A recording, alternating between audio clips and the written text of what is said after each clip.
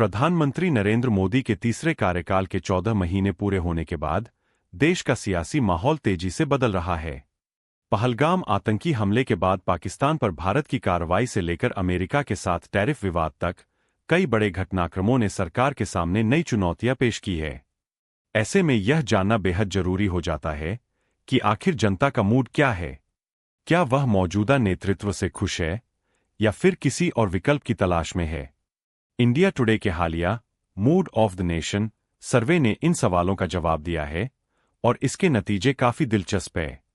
सर्वे के अनुसार प्रधानमंत्री नरेंद्र मोदी अभी भी देश के सबसे लोकप्रिय नेता बने हुए हैं, लेकिन कांग्रेस नेता राहुल गांधी की लोकप्रियता में भी जबरदस्त इजाफा हुआ है।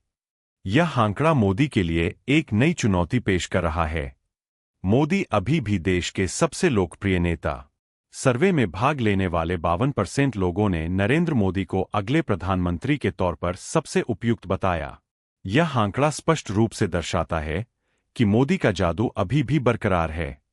प्रधानमंत्री के रूप में उनके प्रदर्शन की बात करें तो 34% लोगों ने इसे बहुत अच्छा बताया, जो उनकी मजबूत छवि को दिखाता है।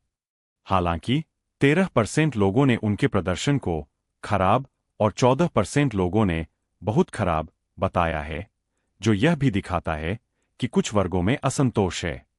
राहुल गांधी की लोकप्रियता में इजाफा 25% लोगों की पसंद। इस सर्वे का सबसे चौंकाने वाला पहलू राहुल गांधी की बढ़ती लोकप्रियता है। सर्वे में 25% लोगों ने उन्हें अगले प्रधानमंत्री के तौर पर सबसे बेहतर चेहरा माना है।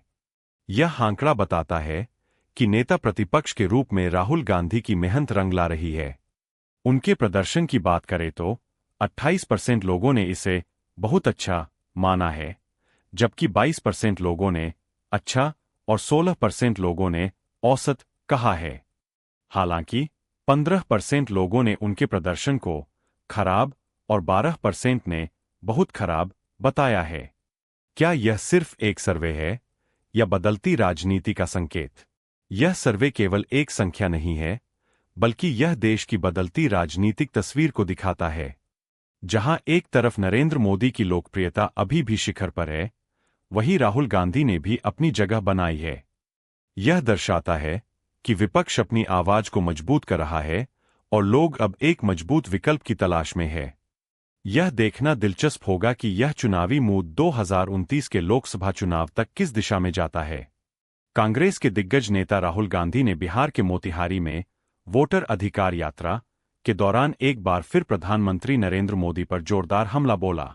उन्होंने तीखे शब्दों में कहा, अगर मैं रोज यह कह रहा हूं कि आप चोर हैं, तो प्रधानमंत्री चुप क्यों हैं? एक भी शब्द क्यों नहीं बोलते? राहुल ने पीएम पर निशाना साधते हुए कहा कि एक ऐसा प्रधानमंत्री जिसे चोर होने का इल्जाम लग रहा है, वह अच्छी तरह जानता है कि उसकी पोल खुल चुकी है। राहुल गांधी का यह हमला यही नहीं रुका। उन्होंने आगे कहा, मोदी जी डर गए हैं।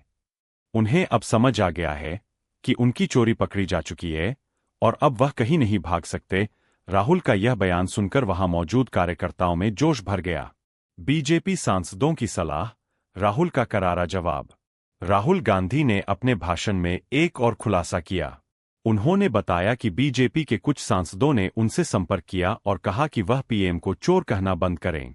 इस पर राहुल ने तंज कसते हुए कहा, जब कोई चोर हो तो उसे चोर कहना ही पड़ेगा। मैं कैसे चुप रहूं? उन्होंने यह भी कहा कि उनका यह तीर अब सीधे निशाने पर लगेगा। राहुल ने बिहार की ऐतिहासिक चंपारण सत्याग्रह का जिक्र करते हुए कहा कि जैसे वहां से अंग्रेजों के खिलाफ लड़ाई शुरू हुई थी, वैसे ही यह मुद्दा भी पूरे देश में गूंजेगा।